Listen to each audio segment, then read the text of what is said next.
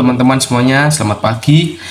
Sebelum kita mengawali aktivitas kita pada hari ini, mari kita merenungkan sejenak firman yang ada. Dan sebelum kita memulai renungan ini, marilah kita berdoa terlebih dahulu. Terima kasih ya Tuhan atas berkat Engkau yang berikan pada kami ya Tuhan, sehingga kita bisa bangun dan juga bisa merenungkan kembali dari segenap firman-firman-Mu yang ada ya Tuhan. Kiranya Engkau memberkati firman-firman yang telah tersampaikan supaya bisa berguna buat kami semuanya Tuhan. Terima kasih Tuhan, terima kasih. Dalam nama Tuhan Yesus kita sudah berdoa. Haleluya, amin. Bacaan yang saya ambil itu terdapat dari Yesaya 58 ayat 4 yang bunyinya, sesungguhnya kamu berpuasa sambil berbantah dan berkelahi serta memukul dengan tinju dengan tidak semena-mena.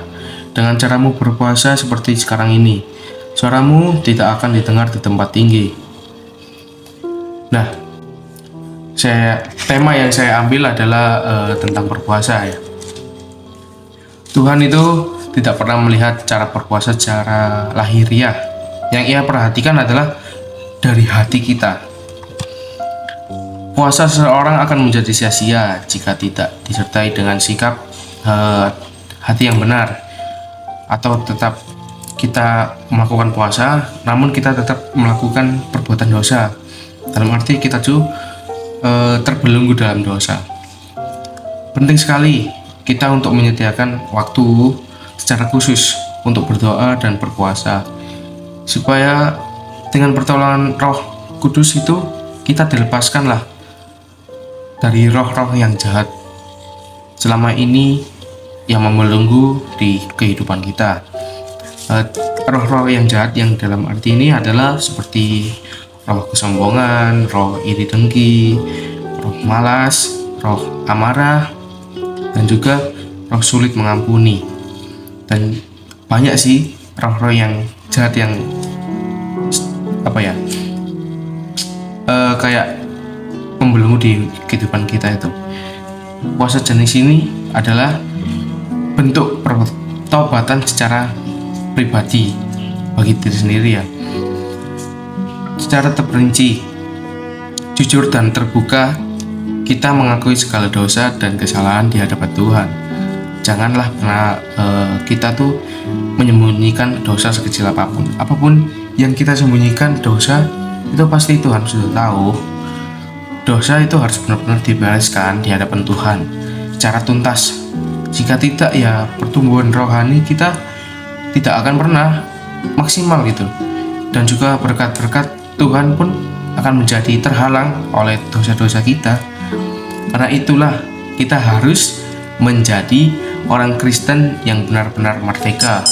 Dalam arti merdeka itu terbebas dari belenggu dosa, dengan cara benar-benar serius sama Tuhan, mengenal Tuhan, berpuasa dalam hati, dan tidak berpuasa itu tanpa disertai pertobatan gitu. Kayak puasanya tuh modelnya kayak sekedar rutinitas dan hanya akan menyiksa badan tanpa membawa hasil kita.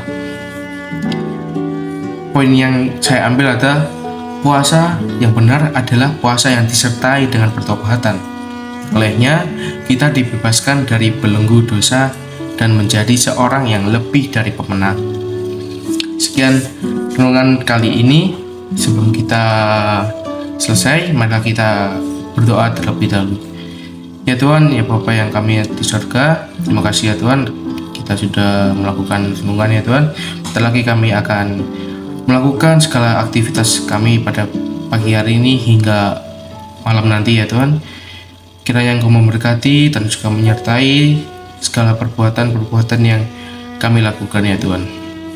Dan juga kami berdoa ya Tuhan untuk kelas 12 yang akan melanjutkan di kehidupan yang lebih serius ya Tuhan. Kiranya Engkau memberkati kelas 12. Semoga ia menjadi anak yang baik, yang akan takut akan Tuhan ya Tuhan. Dan juga berkati segala aktivitas-aktivitas anak kelas 12 kelas 11 dan kelas 10 ya Tuhan. Kiranya Engkau memberkati anak-anakmu, hamba-hambamu yang mungkin ada permasalahan atau mungkin permasalahan di sekolah, di luar sekolah maupun di keluarga. Kami percaya Engkaulah juru selamat kami ya Tuhan. Terima kasih Tuhan, terima kasih. Di dalam nama Tuhan Yesus kita berdoa. Haleluya. Amin.